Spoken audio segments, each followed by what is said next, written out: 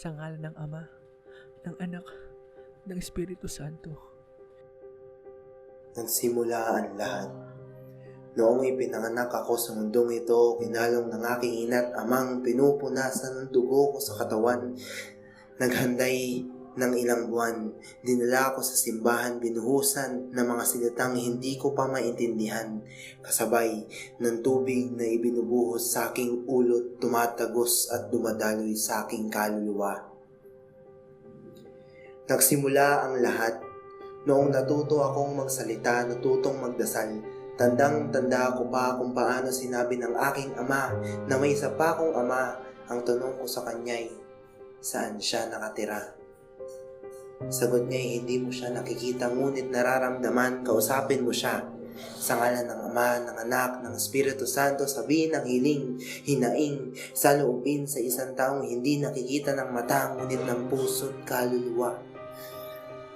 Nagsimula ang lahat noong dumating ang bagyo ng problema at nawalan ng ulirat.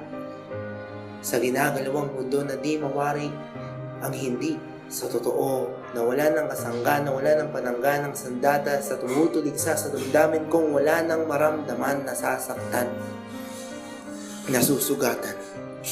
Kay lakas, walang wakas ang bugso ng along lumulunod sa kaluluwa kong walang makapit at maasahan. Kaya't narito ako, nakaluhod, sa kay lamig na lapag, mga kamay ay magkasama. Nagdarasal na makita ang liwanag sa walang hanggang dilim ng buhay na nararanasan. Napakibit balikat, hinga ng malalim sagot niya'y ang lahat ay may katapusan.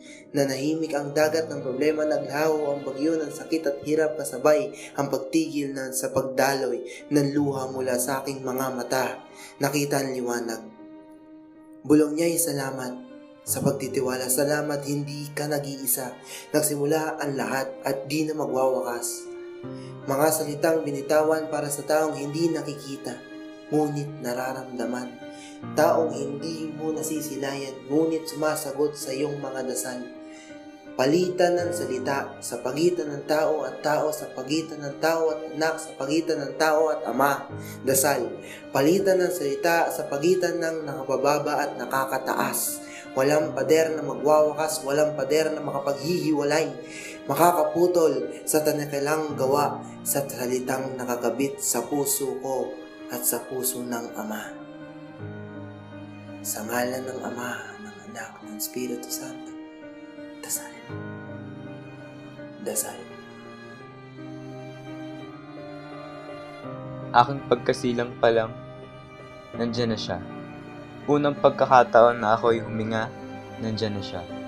Unang beses ako maglakad, nandyan na siya. Nagbabantay, nag-aalala, nagmamahal. Nandyan siya kapag ako ay mahina. Nandyan siya upang tulungan ako tumayo at maglakad. Nandyan siya kapag ako ay malungkot. Nandyan siya nagmamahal sa akin. May panahon na ako ay nawawala ng tiwala. May panahon na ako ay nawawala ng pag-asa. May panahon na ako ay nagdududa. Pero kahit kailan, hindi ka nawala sa tabi ko. Kung minsan, ay ako ay napagtanong, ba't ganito ang mundo? Ba't iso itong mundong lumalaganap ng kasamaan? Ba't ikay hindi nagpaparamdam sa mga tao na naghahanap sa iyo? Sa ngalan ng Ama, Anak, at Espiritu Santo, ang aking kobenante ay makakaraos sa bagyo. Ang aking kobenante ay di masisira ng panahon. Ang aking kobenante ay kahit kailan di mawawala. Sa ngalan ng Ama, ng Anak, ng Espiritu Santong hindi ko naman nakikita. Magdadasal ako dahil yun ang sabi nila. Sasabihin ko ang mga daing, mga reklamo, patawarin mo ako. Kasi sabi mo, kahit ano pang ginawa ko, lumapit lang ako sa iyo at makapagpapahinga ako. Pagod na ako sa mga nangyayari. Hindi ko ginustong mawala ang pagmamahal sa mundo. Hindi ako umaasang diringgin mo. Hindi ko nga lubusang mapaniwalaan na ikay totoo. Kaya pagpasensyahan mo na kung nais ko nang sumuko. Kagagawan ko ang lahat ng ito. Matagal mo na kasi akong binitawan, pero hindi kita sinisisi. Kakapit ako sa konseptong meron pa ring ikaw. Kahit hindi ka nagparamdam mo ako'y sumigaw. Pangalan mo lang ang aking sinigaw. Meron pa ring ikaw. Masasalba mo ang mundo. Kakapit dyan ang bawat sundalo. At kakapit din ako. Hindi sa baril, hindi sa patalim, kundi sa liwanag mong hindi ko mahanap sa dilim. Pero 'di ba nandito ka pa rin? Sabi nila nandito ka pa rin. Ang bawat gutom na tiyan luluhod sa iyong harapan, pati na mga pusong wasak at durog, susundan ang musika mong walang tugtog. Magtiwala ka lang, sabi mo sa amin. Paano ako maniniwala kung ang kaharap ko lang ay salamin? Walang nasagot, kahit bulong lang. Magparamdam ka naman kahit ngayon lang. Maghintay sa tamang oras, wala na akong oras. Hindi na ako makapaghintay dahil bukas tatahakin ko na naman ang daang patungo sa kawalang tinatawag kong ikaw. Ikaw, Diyos ko, naririnig mo ba ako? Eto na naman ako't sinisigaw ang pangalan mo. Ano ba talaga ang pangalan mo? Yahweh, Emmanuel, Messiah, Kristo. Kaya ba hindi ka makalingon? Hoy, kumakapit ako sa'yo. Tawagin mo na akong manhid pero maliban sa mga takip silim, sa liwanag at dilim, sa dagat, sa lupa, sa langit at ulap, doon lang kita nakikita. Sa gitna ng mga alapaap, sisilip ka ng kaunti, magpapakita ng sandali, at makukontento ako. Pero sana tagalan mo pa po. Pahingi naman ng oras nyo. Pakinggan mo naman ako. Hinihiling ko ito sa ngalan mo.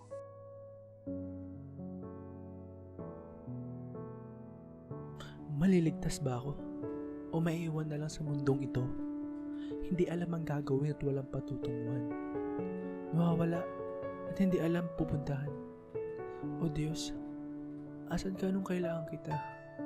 Taas kamay, direkto sa ulo patungong katawan. Sa ngalan ng Ama, ng Anak, ng Espiritu Santo.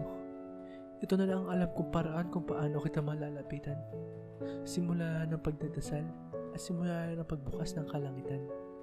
Ang relasyon ko sa iyo kailangan pa paigtingin. Minahal mo ako pero ito ako, minamahal ka na wala pa sa katiting. Gusto ko man suklian ang lahat ng iyong paghihirap. Hindi naman handa ang aking sarili para tanggapin ng aking kaluluwa ang plano mo sa akin. Diyos ko, bigyan mo pa ako ng oras. Bigyan mo pa ako ng pagkakataon na palitan ng aking naging kamalian. Bigyan mo pa ako ng pag-asa na muli mo akong tutulungan. Sa pagtatapos ng aking panalangin, sana narinig mo lahat ng aking hinaing. Dahil handa na akong magsisi. Handa na akong parusahan. Muling mamamatay at muling mabubuhay. Muling papatawarin at patuloy na babaguhin. Amen.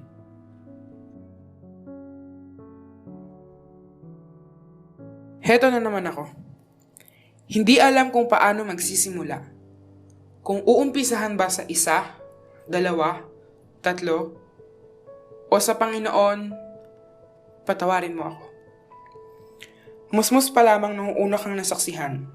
Sa may dulong ng isang nakabibighaning silid ikay nasilayan. At simula nooy, isang katanungan na bumagabag sa aking puso at isipan. Totoo ka ba talaga?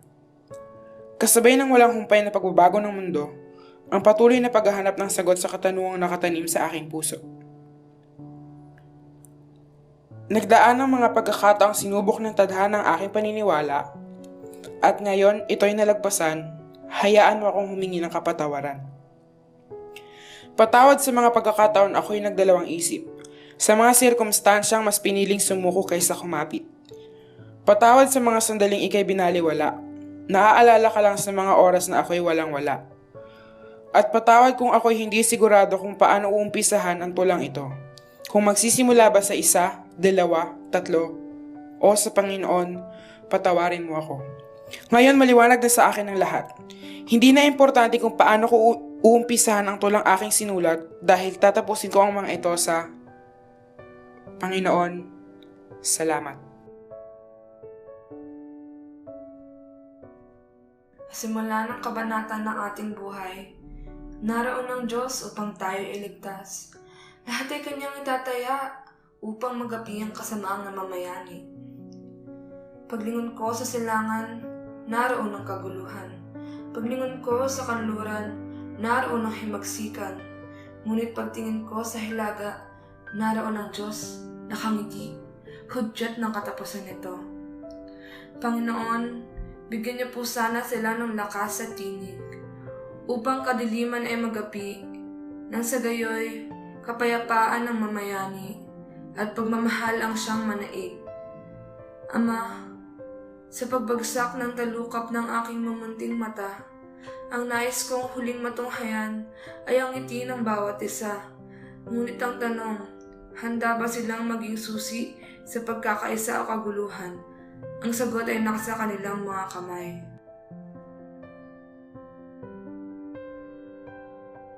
Ako ay anak ng Diyos.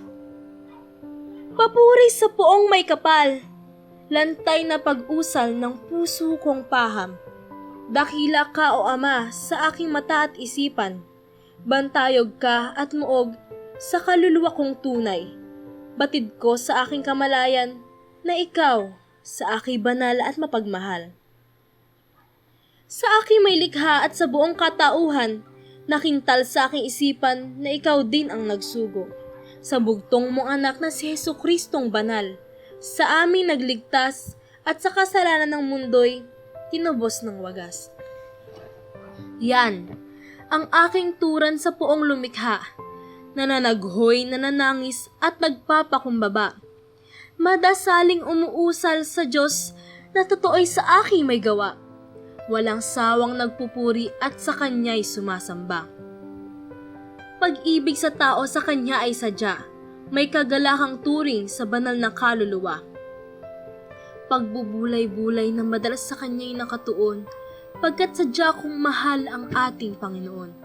Dyablo man ay lalabanan, dahil takot ako sa kasalanan, patuloy kong hinihingi ang Kanyang kapatawaran. Sa mga nagawa kong kasalanan, gaano man ito kaliit o kalaki, pagpapatawad sa Diyos ay busilak at wagas. Pag-ibig at pagpapakumbaba sa kapwa, tunay kong sinasabuhay at madalas na ginagawa. Batid kong ito'y kasiyahan sa Kanyang mga mata, pagpapatawad at pagpupuri ang birtud sa buhay kong masaya. Espiritu na aking gabay, sugo niyang banal at matiwasay. Salamat, O Panginoon, sa mga biyaya mong bigay. Walang hanggang paggabay ng mamagpala mong kamay, noon at magpahanggang ngayon. Batid kong ako'y anak mong tunay. Salamat, Panginoon. Salamat, Panginoon. Ako ay anak ng Diyos.